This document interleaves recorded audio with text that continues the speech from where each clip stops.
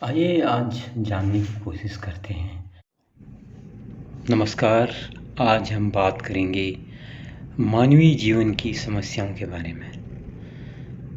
हम देखेंगे जो मानव कहते हैं समस्या से पीड़ित अपने आप को बताते हैं। जब भी देखते हैं अधिकांश लोग समाज में अपनी समस्याओं के लिए दोषी बाहरी परिस्थितियों को या बाहरी व्यक्तियों को जिम्मेदार ठहराते हैं,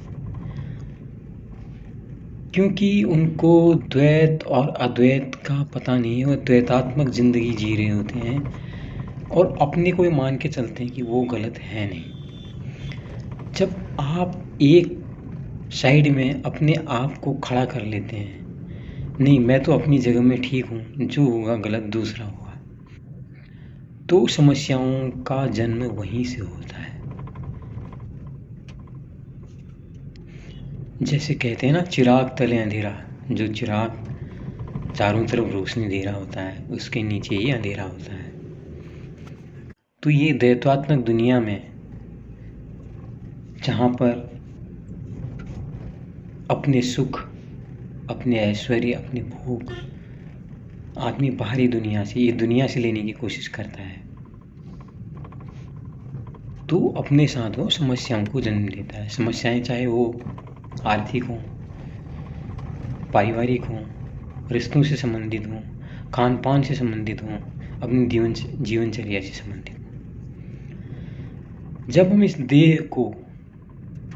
जिस देह को हमने धारण किया हुआ है, जिस देह को हमने अपना नाम लिया है, जो नामधारी देह है, जब इसके प्रति हमारी आसक्ति होती है, इसके अंदर जो इंद्रियां होती हैं, जब उन इंद्रियों को ही हम सब कुछ मान बैठे, इंद्रियों की तृप्ति के लिए जब हम आगे बढ़ते हैं, तो वो इंद्रियों की तृप्ति हम कहाँ से प्राप्त करते हैं? बाहर से प्राप्त करते हैं।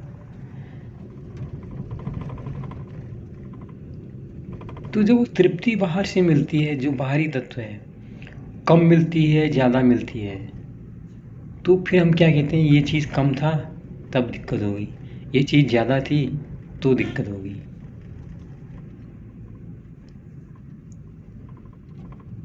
तो इसलिए जितनी भी समस्याएं हैं, उसके जिम्मेदार देखा जाए तो हमारा ये जो भाव है ना, द्वैतात्मक भाव, हर चीज़ में किसी दूसरे को दोषी मान लेना, या बाहरी जो परिस्थितियां हैं उनको जिम्मेदार मान लेना, यही उसके लिए जिम्मेदार है। और अगेन इसका सारा कारण क्या है? सारी चीज़ें जो माया है, जो मोह है, वो इस द्वैत भाव के कारण ही पैदा होता है।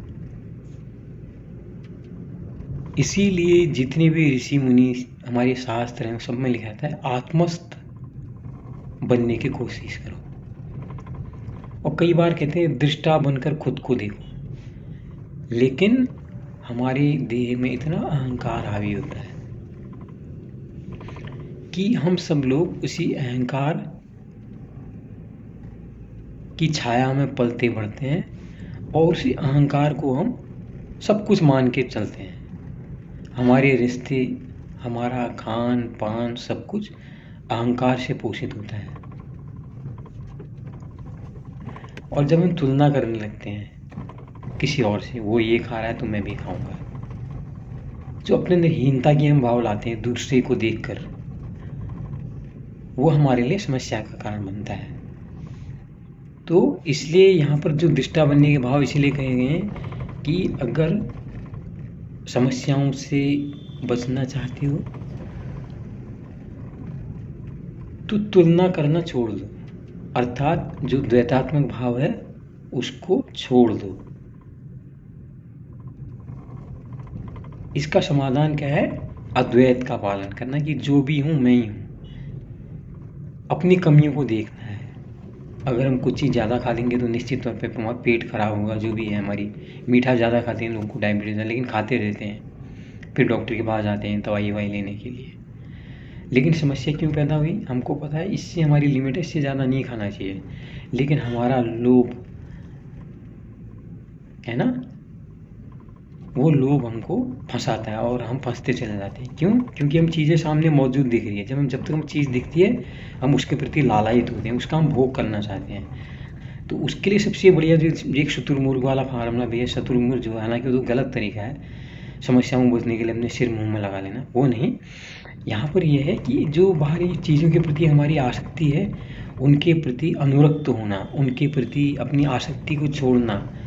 जब हम आसक्ति के भाव को छोड़ देंगे, चाहे किसी तरह की आसक्ति हो, धन की, लोभ की, पद की, भोग की, जब आसक्ति हम छोड़ देंगे तो हम समस्याओं से मुक्त हो जाएंगे। ये तय मान के रखिए, आप करके देखिए कभी। नहीं तो कभी आपके बैंक में बैलेंस पैसा ज़्यादा होगा, आपको टैक्स देने की चिंता रहेगी, बैंक में आपके पैसा कम है तो आपको लगेगा नहीं मेरा पैसा कम है, इसको और बढ़ना चाहिए, तो समस्या हर जगह है। इसका तरीका यही है कि आप उसके प्रति उदासीन हो जाएं। तो कैसी लगी ये चर्चा ज़रूर बताइए। धन्यवाद, नमस्कार। सुनने के लिए लाइक कीजिए, शेयर कीजिए, सब्सक्राइब कीजिए।